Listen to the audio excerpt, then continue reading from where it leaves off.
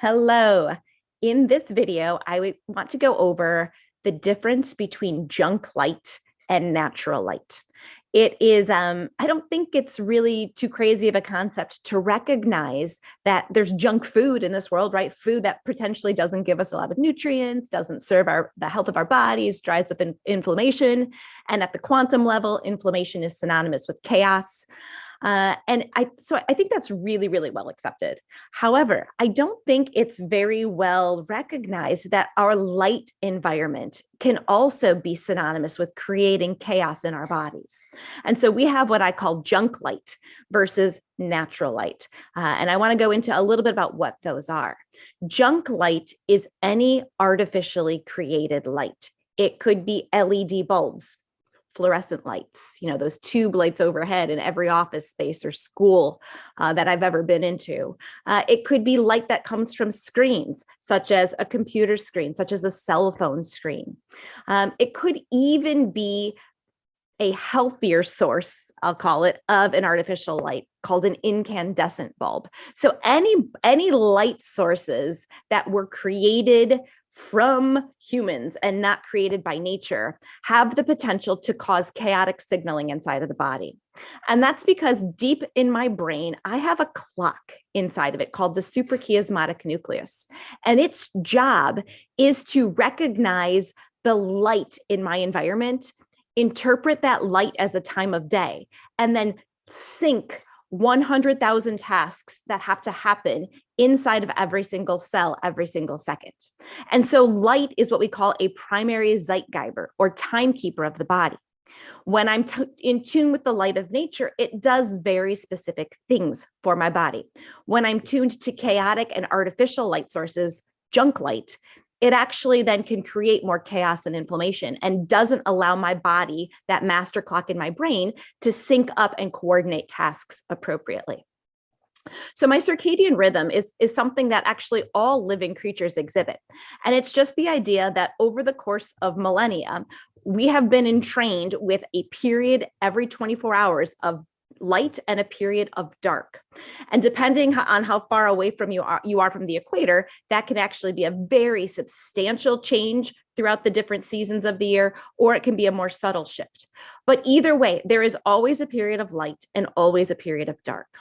And the body does different things during those two periods. So being able to recognize when light is present and being able to recognize what blends of light are present is very, very crucial to the functioning of all of the things that my body wants to accomplish at the cellular level during daylight hours.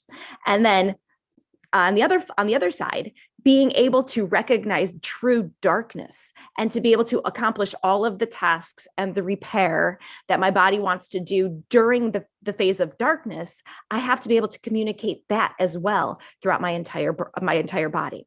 And so the primary receiver of the light in my environment is my eyes. My eyes recognize, they have little receptors in the backs of them that actually capture light frequencies.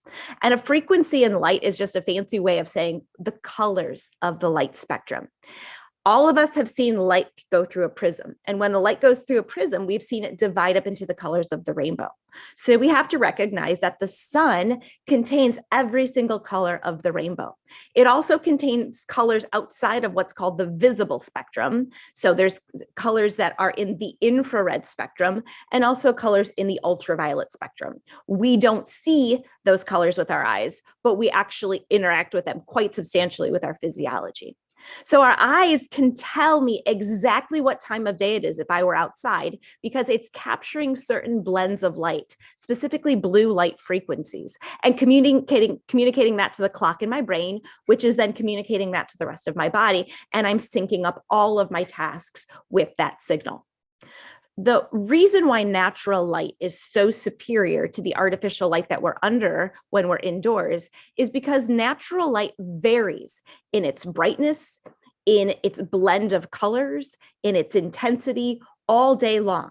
So there's a different but very predictable layering on of colors and brightness that happens from sunrise until solar noon when the sun is at the high point of the sky. And then also you get a mirroring effect as the sun starts to sink back down and actually crosses the horizon at sunset.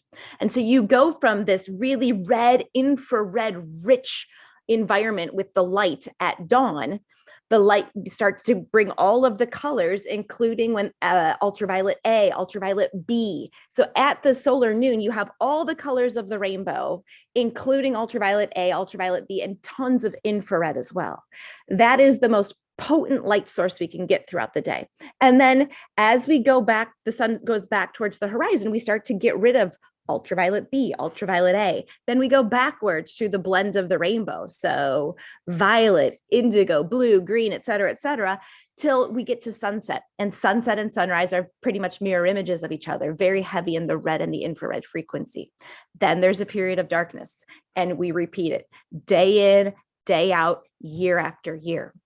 So being tuned to these very subtle variations in the light spectrum is really what is driving my body to understand what to do on a daily basis, when to do this function, telling my mitochondria how to optimize their energy production. And so it's a very key mechanism.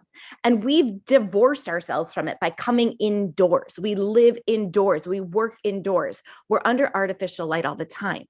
And so because of that, I liken it to an air traffic controller, the job of the air traffic controller at an airport. That's like the master clock of my brain. It's directing traffic. This airplane taxis this way, arrives here, goes to that gate. This airplane backs out here, goes this way to that runway for takeoff.